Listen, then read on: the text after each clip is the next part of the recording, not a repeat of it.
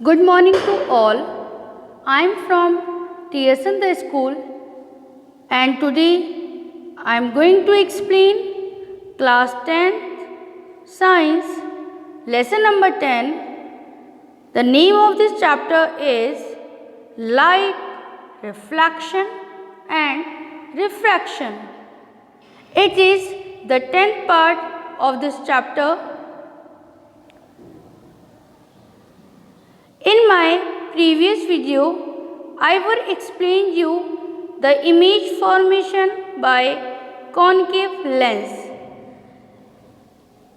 इस चैप्टर का जो 9th पार्ट अपलोड किया गया है बेटे, उसके अंदर कॉनकेव लेंस से किस तरीके से इमेज फॉर्मेशन होती है वो बताया गया है। और जो 8th पार्ट अपलोड किया गया है उसमें कॉन्वेक्स लेंस से किस तरीके से इमेज क्रिएट होती है वो हम लोगों ने एक्सप्लेन आपको किया है। इस पार्ट में हम साइन कन्वेंशन फॉर लेंसेज की स्टडी करेंगे। इस पार्ट को देखने से पहले बहुत ज़रूरी है कि आपने प्रीवियस वीडियोस देखी हों, वरना ये पार्ट आपको समझ नहीं आएगा। साइन कन्वेंशन ऑफ लेंसेज समझने के लिए सबसे पहले हमें कॉन्वेक्स और कॉनकेव लेंस से ऑब्जेक्ट को ऑप्टिकल सेंटर से कितना दूर रखा जाता है, प्रिंसिपल एक्सिस पे कहाँ रखा जाता है और उनकी इमेज कहाँ क्रिएट होती है, उस इमेज का नेचर कैसा होता है, ये सब जानना बहुत ज़रूरी है। और इसकी डिटेल स्टडी आपको वीडियो 8 और 9 के अंदर मिलेगी। Now I am going to start this topic, sign convention for lenses.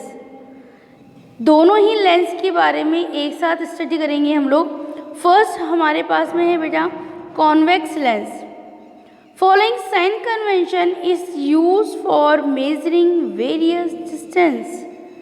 Sign convention जानने के लिए इसकी जो वेरियस डिस्टेंस पार्ट हैं उन्हें समझना बहुत ज़रूरी है। और वो प्रीवियस वीडियोस में आपको मैंने बताया है कि किस तरीके से प्रिंसिपल एक्सिस के ऊपर कितने पॉइंट होते हैं और वो एक दूसरे से कितना दूर होते हैं।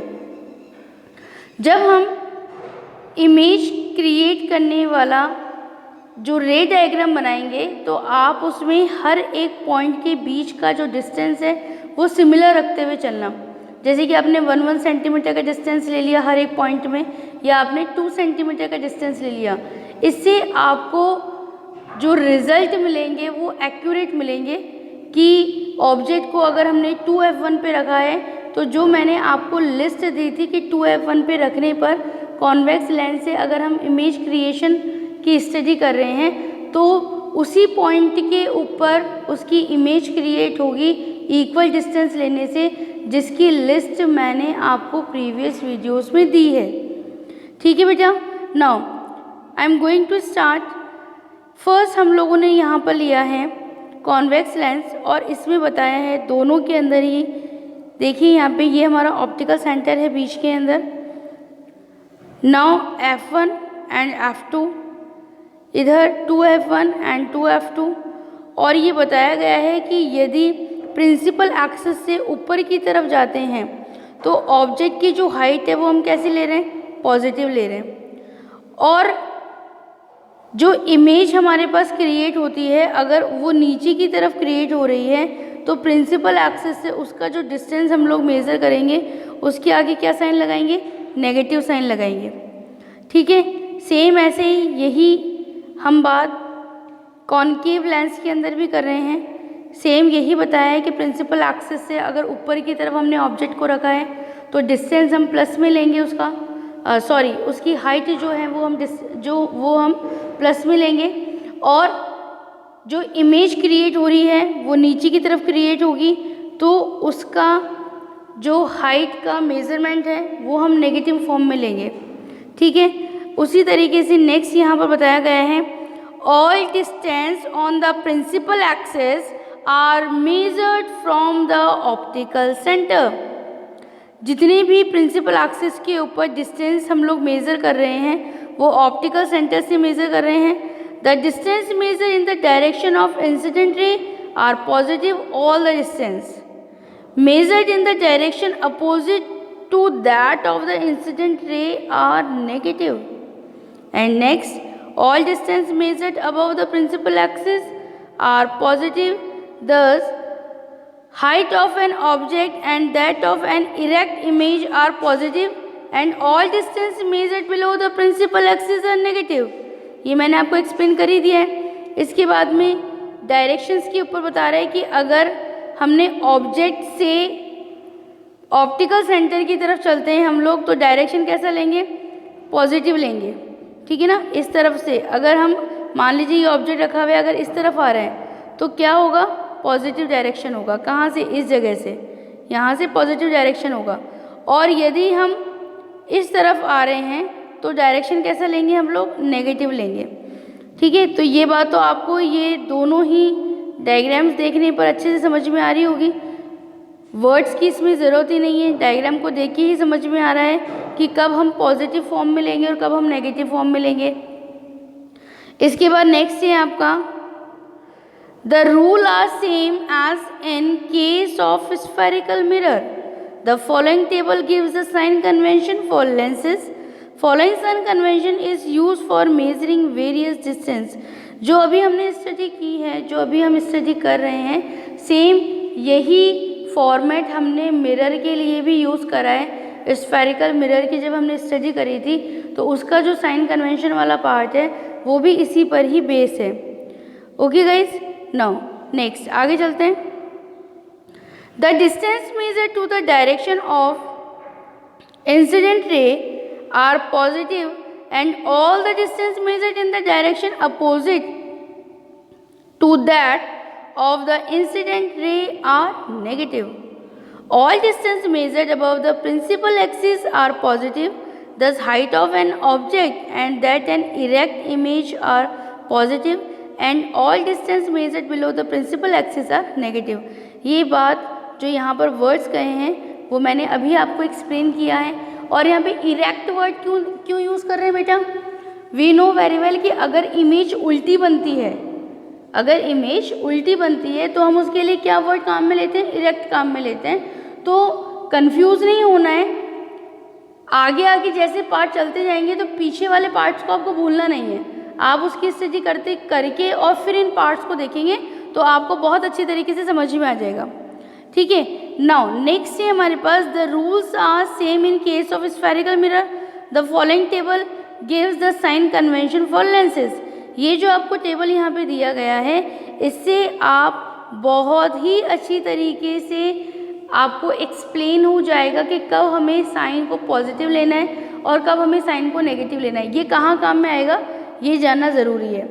जब हम प्रॉब्लम सॉर्ट आउट करेंगे, जब हम न्यूमेरिकल सॉर्ट आउट करेंगे तो उसके अंदर वो बताएगा नहीं हमें क्वेश्चन के अंदर एग्जामिनर ये नहीं बताएगा कि आपको पॉजिटिव लेना है या नेगेटिव लेना है। वो ये बताएगा कि प्रिंसिपल एक्सिस से ऑप्टिकल सेंटर से ऑब्जेक्ट इतना दूर है और प्रिंसिपल एक्सिस के ऊपर की तरफ है, ठीक है।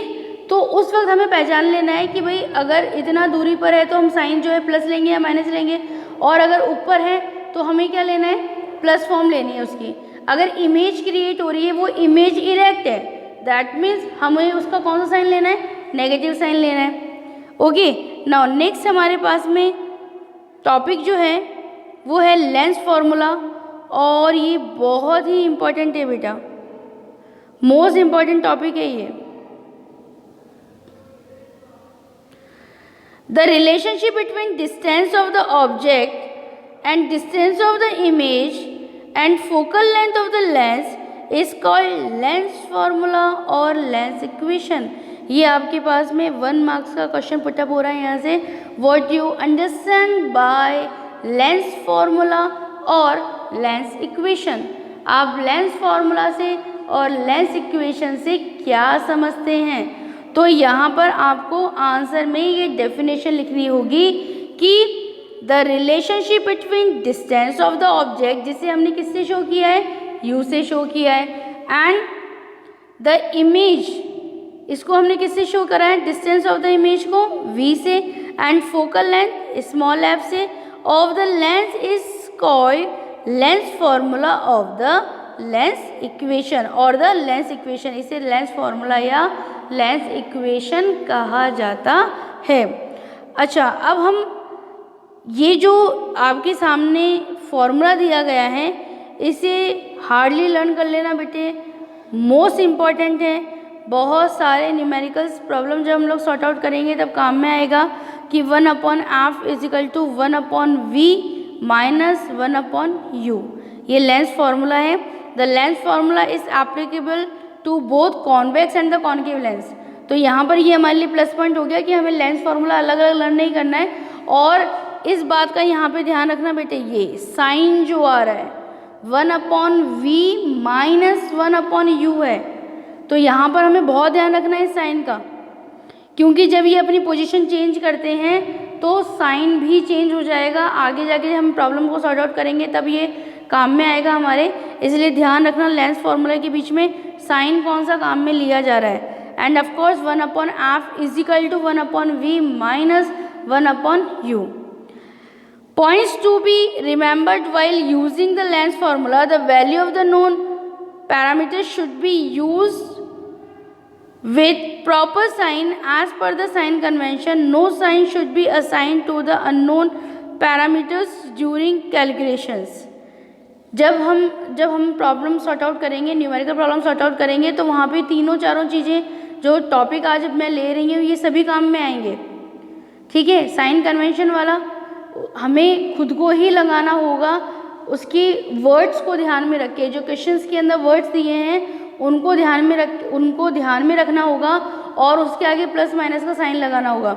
ठीक है, अकॉर्डिंग दिस लेंस फार्मूला भी।